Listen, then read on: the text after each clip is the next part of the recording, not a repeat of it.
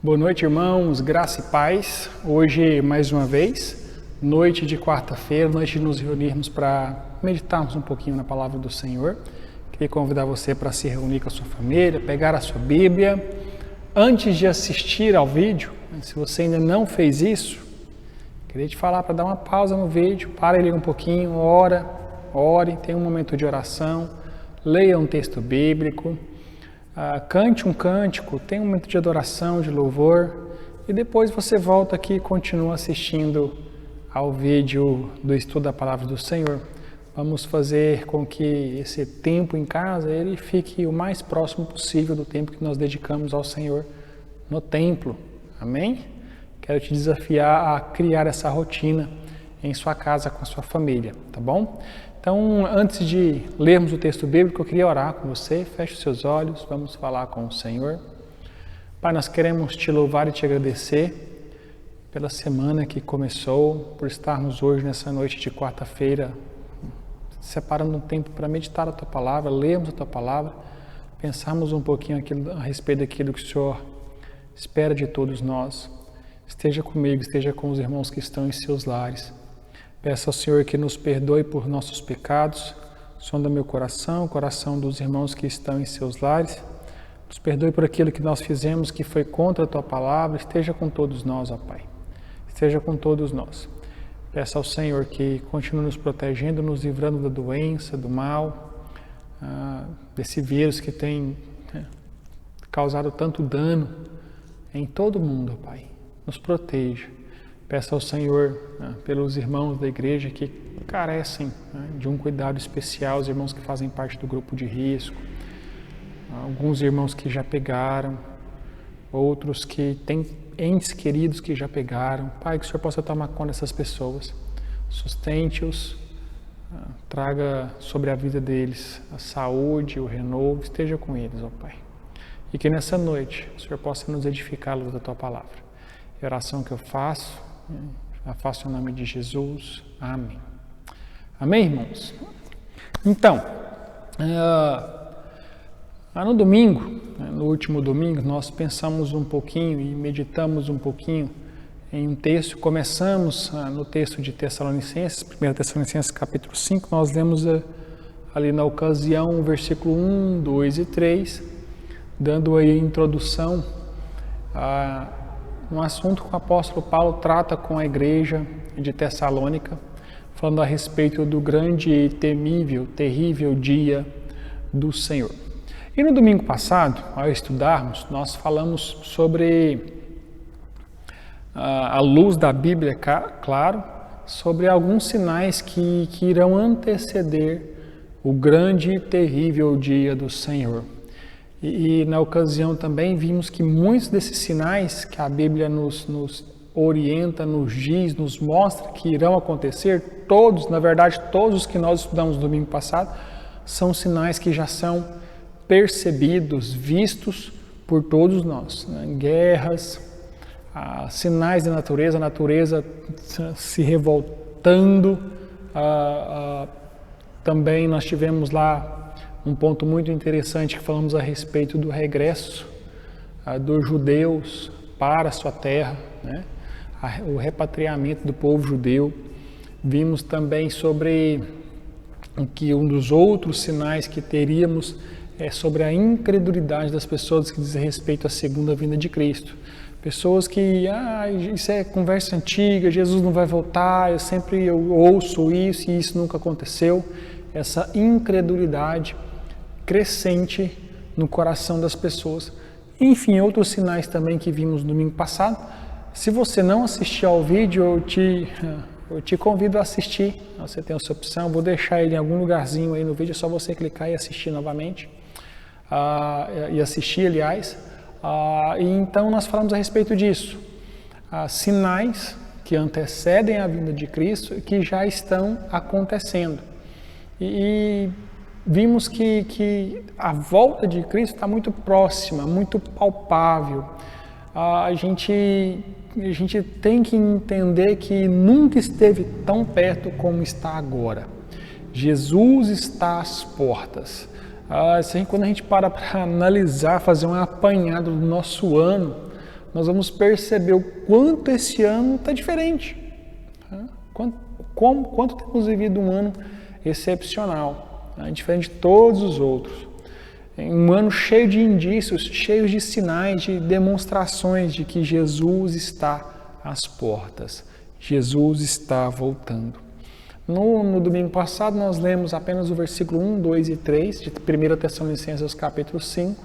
E hoje eu quero ler com os irmãos do versículo 4 ao versículo 10. Vamos aí terminar pelo menos essa primeira parte do capítulo 5 de 1 Tessalonicenses hoje. Acompanhe comigo aí se você abrir a sua Bíblia. 1 Tessalonicenses capítulo 5, verso 4. O texto diz o seguinte: Mas vocês, irmãos, não estão nas trevas, para que esse dia os surpreenda como um ladrão. Vocês todos são filhos da luz, filhos do dia. Não somos da noite nem das trevas. Portanto, não durmamos como os demais, mas estejamos atentos e sejamos sóbrios. Pois os que dormem, dormem de noite, e os que se embriagam, embriagam-se de noite. Nós, porém, somos do dia. Sejamos sóbrios, vestindo a couraça da fé e do amor e o capacete da esperança da salvação.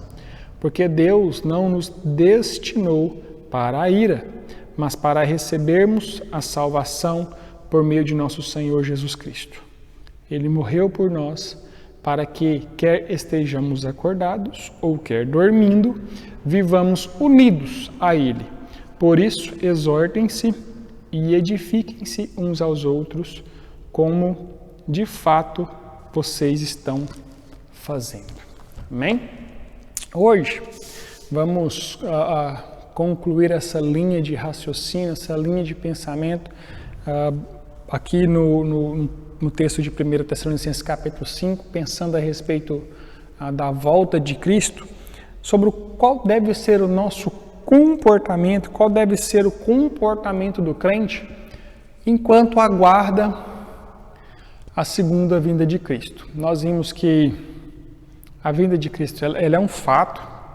Jesus veio uma vez como Cordeiro Pascal que tira o pecado do mundo, viveu, aos seus 33 anos foi crucificado, morto, ressuscitou, voltou aos céus, enviou o Espírito Santo, mas antes de subir aos céus ele nos garantiu que voltaria para buscar a igreja. Então, entre essa primeira descida de Cristo e a segunda que ainda não aconteceu, existe um espaço, existe um intervalo, existe um meio. E nós estamos inseridos neste meio. O que devemos fazer nesse intervalo entre a primeira vinda e a segunda vinda de Cristo? Na primeira ele vem como Cordeiro Pascual, mas na segunda ele virá como justo juiz. Na segunda ele veio para trazer uma esperança, na primeira ele veio para trazer a esperança, para nos ressuscitar, para nos libertar das algemas do pecado, para nos dar a possibilidade de uma vida nova. No segunda, ele virá como justo juiz, para julgar, para levar a igreja, mas também para um acerto de contas. O que nós devemos fazer nesse intervalo? O que eu e você, o que a igreja, o que os crentes precisam fazer nesse meio tempo? Aguardar a segunda vinda de Cristo não é como você aguardar por um ônibus, não é como você aguardar por um avião em um aeroporto, não é como você aguardar um táxi que você chamou. Porque quando a gente vai para uma rodoviária aguardar um ônibus, a gente chega na rodoviária, compra a passagem, então a sua viagem está garantida, bilhete na mão. O que você precisa fazer é esperar o ônibus chegar. O que a gente faz? Nós nos sentamos e esperamos sentados. Esperamos que aquele ônibus nos chegue, que aquele ônibus chegue, nos leve ao destino esperado, sem termos que fazer absolutamente nada. E com a segunda vinda de Cristo, será que também pode ser assim? Será que ela precisa ser assim? Como eu devo agir? Como eu devo proceder? Como eu devo me comportar? Uma coisa eu te afirmo com toda a convicção: não dá para você esperar a segunda vinda de Cristo como você espera por um ônibus na rodoviária, sentadinho, quietinho, parado, esperando. Não é porque você aceitou Jesus Cristo como único e suficiente Salvador da sua vida, não é porque você tem consciência da sua salvação que você não precisa fazer mais nada. Não, muito pelo contrário. Existe muito a ser feito. Eu preciso agir, eu preciso me levantar, eu preciso me dispor. É necessário arregaçar as mangas. Já ouviram essa expressão? Arregaçar as mangas e fazer o que eu tenho que fazer. Tá, pastor, mas e o que eu tenho que fazer então enquanto eu aguardo a segunda vinda de Cristo? Vamos lá, o apóstolo Paulo nos dá algumas orientações, algumas dicas no texto que nós acabamos de ler.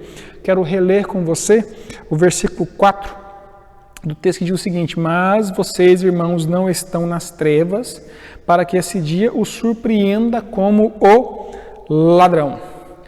A primeira coisa que o apóstolo Paulo nos diz aqui é que nós não pertencemos a este mundo. Olha, vocês não estão nas trevas, vocês não estão dominados mais pelas trevas, vocês não participam mais desse sistema, vocês estão aí, mas não são daí. Nós estamos aqui, mas não somos daqui. Eu não posso me amoldar. Quando a gente lê lá Romanos 12, versículo 2, o apóstolo Paulo dizendo à igreja em Roma: não vos conformeis com este século, mas transformai-vos pela renovação da vossa mente. É a ideia de não se conformar. Enquanto eu aguardo, eu não posso me conformar com o sistema deste mundo.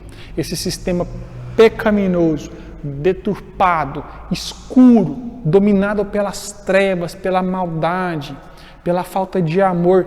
Eu não posso me conformar com tudo isso. O apóstolo Paulo diz aí no versículo 4, olha, vocês não fazem parte mais das trevas. Vocês não fazem parte mais. Então vocês não irão ser surpreendidos pelo ladrão que vem quando as coisas estão escuras, quando tudo está em trevas. Então, meu irmão, primeira orientação que o apóstolo Paulo dá a mim, dá a você, dá ao leitor, dá a nós, a igreja, é de que enquanto aguardamos, nós precisamos sair da zona de conforto. Sair da zona de conformismo, aquela ideia de achar que as coisas são assim mesmo e não vão mudar. Isso tem crescido muito, né? As pessoas usam isso como argumento para não fazerem nada. As coisas são assim, não vão mudar. As coisas são assim mesmo, eu não consigo fazer nada a respeito. Fulano é assim mesmo, não adianta nada eu fazer algo por ele. Esse conformismo não pode fazer parte da minha vida. Esse conformismo ele é apenas um argumento para pessoas que não querem sair da zona de conforto. O apóstolo Paulo diz, olha, vocês não fazem parte mais desse sistema, não se conformem com nada disso. Não se conformem. Não aceitem o sistema deste mundo. Não aceitem as trevas. Sejam aqueles que nadam contra a maré. Nadar contra a maré. Sermos de fato a contracultura. Irmos contra aquilo que é imposto pelo mundo, aquilo que é pregado pelo mundo. E não baixarmos a nossa cabeça para as imposições que Satanás implanta no coração de homens, de mulheres, que muitas vezes estão em posições de governo e que querem impor aquilo sobre as nossas vidas. Nós não podemos nos conformar com nada disso. Enquanto eu aguardo a vinda de Jesus Cristo, a segunda vinda de Jesus Cristo, eu não posso me conformar. Eu já estou salvo mesmo, aceitei Jesus Cristo um dia, estou aqui vivendo a minha vidinha, estou tranquilo, só esperando Jesus voltar. Eu quero mais é que o mundo se acabe ao meu redor, porque eu estou no céu garantido. Isso não pode acontecer. Isso não pode acontecer. O apóstolo Paulo continua aí no versículo 6. Olha o que ele diz no versículo número 6. Portanto, não durmamos como os demais, mas estejamos atentos e sejamos sóbrios. Outra coisa que eu preciso fazer e que eu preciso estar disposto a viver é viver vigilante, vigiar. Usando o mesmo exemplo do ônibus, existem algumas pessoas que conseguem dormir dentro do ônibus. Vão viajar de um lugar para outro, de uma cidade para outra, e elas conseguem dormir, né? Se sentam ali no banco, fecham os olhos e com o movimento do ônibus acabam dormindo. E também existem pessoas que pegam no sono e perdem a parada. O ônibus para, ela não acorda, o ônibus liga novamente, segue para frente e ela não acordou e perdeu a descida. Não desceu onde deveria descer. Histórias como essas, não desceu onde deveria descer. Histórias como essas acontecem. Por quê? Porque a pessoa estava dormindo, não estava vigilante, não estava vigiando, não estava atenta a algo que ela precisava estar. No que se diz respeito à segunda vinda de Cristo, a igreja precisa vigiar. Se lembram da parábola das virgens, das 10 virgens? 5 eram prudentes, 5 eram insensatas, irresponsáveis, nécias, negligentes. As prudentes levaram azeite para as suas lâmpadas a mais, levaram sobrando. As nécias, as imprudentes, não levaram. E acontece que o noivo demorou mais do que elas achavam que ele demoraria. E a lâmpada foi queimando, ficou sem combustível. As 5 negligentes saíram para comprar e quando voltaram, o noivo já havia passado e levado as 5 noivas prudentes. Essa é a ideia de vigiarmos. Eu e você, enquanto aguardamos a segunda vinda de Cristo, precisamos vigiar. Sabe por quê? Porque a palavra de Deus nos diz que aquele que está de pé, veja que não caia. Porque o cair é do homem, mas o levantar, ele é de Deus. Eu preciso estar atento. Satanás é muito astuto. Satanás é muito fugaz. Satanás, ele tem as suas estratégias. E as estratégias de Satanás, elas são de destruição, são de morte. São estratégias para nos derrubar, para acabar com aquilo que o Senhor tem planejado para nós, para nos envergonhar, para fazer com que, através do nosso mau testemunho, outras pessoas sejam impedidas de se aproximarem, conhecerem e terem um relacionamento com Deus. E é por isso que eu preciso vigiar, estar atento, estar atento. Você tem vigiado? Você tem vigiado o seu comportamento? Você tem vigiado o seu linguajar? Você tem vigiado os seus pensamentos? Você tem vigiado os seus relacionamentos? Você tem vigiado a sua vida espiritual? Como anda o seu relacionamento com Deus? Que nível de intimidade você tem tido com o seu Deus, com o Senhor? Como anda a sua vida, meu irmão? Enquanto você aguarda a vinda de Deus, a vinda de Jesus Cristo, para buscar a igreja, você tem vigiado? Vigie, vigie. Não se comporte como as virgens imprudentes da parábola que Jesus contou. Não se comporte assim.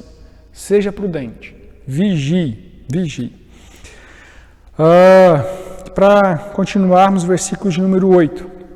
Nós, porém, que somos do dia, sejamos sóbrios, vestindo a couraça da fé e do amor e o capacete da esperança da salvação. Aqui o apóstolo Paulo, mais uma vez, faz referência, assim como ele fez lá em Efésios capítulo 6, nós estudamos Efésios há uns dias atrás, e ele usa as mesmas comparações, os mesmos exemplos aqui em Tessalonicenses que ele usou em Efésios. A ideia de nos prepararmos para uma luta, vestindo a couraça da fé e do amor, o capacete da esperança, da salvação, é de estarmos preparados.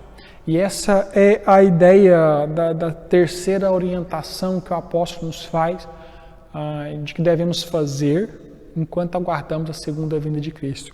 Estarmos preparados para lutar. Essa é a terceira orientação que extraímos e retiramos do texto. Nos prepararmos para uma luta. Tem muita gente que acha que porque aceitou Jesus Cristo, como eu disse há alguns minutos atrás, a gente não precisa fazer mais nada, né? É aquela ideia de ser um crente de banco. Pastor, eu sou crente de banco. Eu não quero responsabilidades, eu não quero cargo, eu não quero assumir nenhum compromisso, eu sou o crente de banco aqui. Eu estou aqui, participo dos cultos, devolvo meu dízimo, mas não precisa contar comigo para muita coisa não. Eu sou crente de banco. Mentira que Satanás põe na cabeça das pessoas, né? Mentira. Porque todo crente, todo servo de Deus, ele é um soldado. E o soldado luta. O soldado tem que lutar. Precisa. Não existe soldado de banco. O soldado, ele se prepara, veste a roupa apropriada, pega a sua espada e sai à luta. Sai à luta. E eu e você precisamos entender que estamos servindo ao Senhor, fomos resgatados, redimidos, libertos, lavados, ressuscitados, assim como estudamos em Efésios também. Mas tem muita gente ao nosso redor que ainda não passou por essa transformação, não viveu essa experiência, ainda está vivendo no pecado, ainda está vivendo sendo escravo do mal, vivendo algemado às vontades do mundo. E enquanto eu e você aguardamos a vinda de Jesus Cristo, a segunda vinda de Jesus Cristo, precisamos nos preparar, colocarmos a nossa couraça da fé e do amor, nosso capacete da esperança e salvação, pegarmos a nossa espada e irmos à luta, apresentarmos Jesus para essas pessoas, falarmos do amor de Deus para essas pessoas, dizemos para elas que existe um Deus que as amou tanto, que enviou o seu único filho para morrer em favor dela. Parece clichê? Parece, mas foi o que aconteceu. É a verdade. É o que salva, é o que liberta, foi o que me levou para perto de Cristo, foi o que te levou para perto de Cristo, foi esse amor e nós precisamos apresentar a eles para as pessoas. Qual foi a última vez que você falou do amor de Deus para alguém? Qual foi a última vez que você evangelizou alguém? Qual foi a última vez que você vestiu a sua roupa de soldado de Deus e foi à luta? Você é um soldado de Deus. Haja como tal, haja como tal. Se lembra que no começo eu disse que Jesus veio como o Cordeiro Pascual que tira o pecado do mundo, mas agora ele vai vir como justo juiz para uma prestação de contas? Isso vale para você. Ele vai conversar com os soldados dele para saber quem lutou como deveria ter lutado. E para a gente encerrar, eu quero ler o versículo de número 9. Porque Deus não nos destinou para a ira. Presta atenção. Porque Deus não nos destinou para a ira, mas para recebermos a salvação por meio do nosso Senhor Jesus Cristo. Então nós temos aqui o desfecho do apóstolo Paulo no que se diz a respeito a tudo isso, a conclusão do apóstolo Paulo no que se diz respeito ao que devemos fazer enquanto aguardamos a segunda vinda de Cristo. Ele diz, olha, o Senhor não preparou para vocês a ira, vocês não estão destinados à ira de Deus. A ira de Deus são para aqueles que não aceitaram Jesus Cristo como o único e suficiente Salvador, que escolheram viver na prática deliberada do pecado. A ira de Deus é para esses. Para mim e para você, o amor de Deus. Ele nos destinou para recebermos a salvação por meio de nosso Senhor Jesus Cristo. Então, enquanto esperamos por tudo isso, enquanto esperamos pelo grande dia em que Jesus irá surgir nas nuvens para buscar a igreja, precisamos estar prontos. Estar prontos. Se você vai pegar carona com alguém para algum lugar, a pessoa que vai te levar não vai ficar te esperando no portão enquanto você se arruma. A ideia é de que a hora que a pessoa chegar lá, você vai estar prontinha, aguardando ela, tudo arrumadinho, só entrar no carro e partir. É a ideia de estar pronto. E daí eu te pergunto, você está pronto? Você está pronto? Se Jesus surgir nos céus agora para levar a igreja, você está pronto? Eu espero que a sua resposta seja sim. Sim, pastor. Eu estou pronto. Eu estou pronto. Se não, procure respostas. Por que eu não estou pronto? O que falta para eu estar pronto? E resolva essas situações. Resolva. Busque mais a Deus, se aproxime mais do Senhor. Amém? Quero orar com você, feche os seus olhos. Pai, eu quero te agradecer porque a tua promessa, ela é real. Jesus Cristo irá voltar para buscar a igreja. E nós te louvamos por essa promessa maravilhosa. Aguardamos, desejosos por esse dia tão maravilhoso, em que queremos subir aos céus com o Senhor. Que possamos aguardar por esse dia da maneira certa, sem conformismo com o pecado que ainda paira no mundo, vigiando, atentos, preparados para lutar, fazendo a obra do Senhor enquanto Jesus não volta. Que a tua palavra ela possa encontrar abrigo em nossos corações, que possamos estar dispostos a vivermos uma vida diferente. Esteja comigo, esteja com os irmãos, esteja com todos nós. Nos dê um restante de semana abençoado, feliz e alegre. Guarde-nos de todo mal. Coloca a tua mão sobre a vida de cada um dos irmãos que fazem parte do grupo de risco. Proteja-os. Esteja com eles. Fortaleça a vida espiritual desses irmãos. Pai, que nenhum de nós, que nenhum membro da Igreja Cristã Evangélica de Gurupi, por não estar indo participar dos cultos no templo, tenha a sua fé enfraquecida. Que possamos nos fortalecer em Ti, nos cultos domésticos, nas leituras diárias, nos momentos de oração, de busca de intimidade. Esteja com todos nós, ó Pai. A oração que fazemos é em nome de Jesus. Amém. Amém. Amém, irmãos? Deus os abençoe. Tenham um bom restante de noite, um bom restante de semana. Se cuidem, fiquem todos com Deus e tchau, tchau.